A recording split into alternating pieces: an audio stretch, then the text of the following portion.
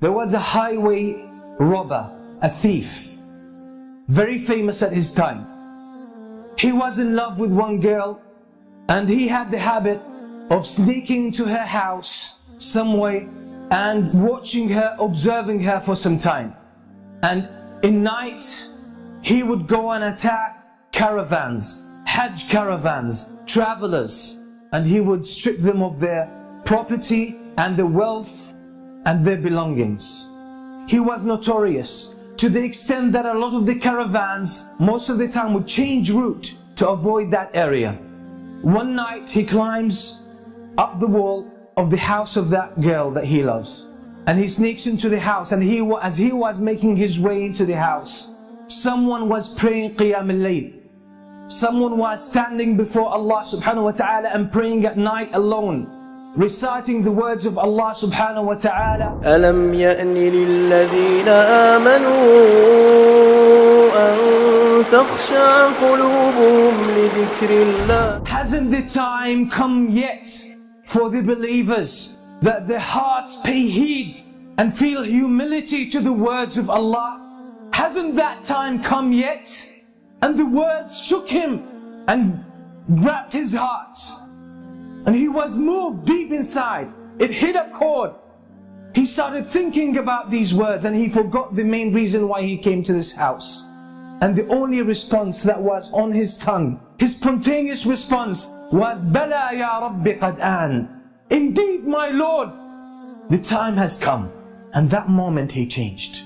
So he went out of his house, roaming aimlessly, contemplating his life, contemplating his past, his behavior, his reputation, and his future, and his relationship with Allah.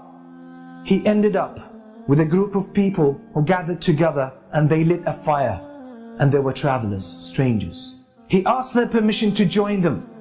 He sat with them, and they were disputing whether to spend the night there or to carry on their journey.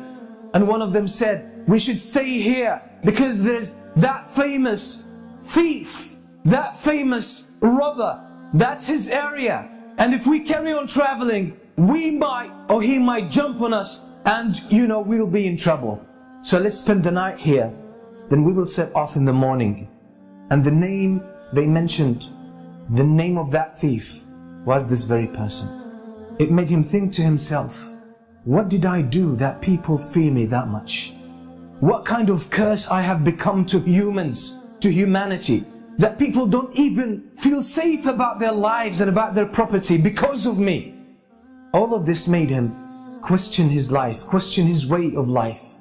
And then he made the decision that I will change because it's my responsibility. It's not someone else's responsibility to change me and set me on the right course. It's my own initiative, and if I don't take it, it might never happen. And I will face the consequences on the day of judgment. And that's exactly what he did.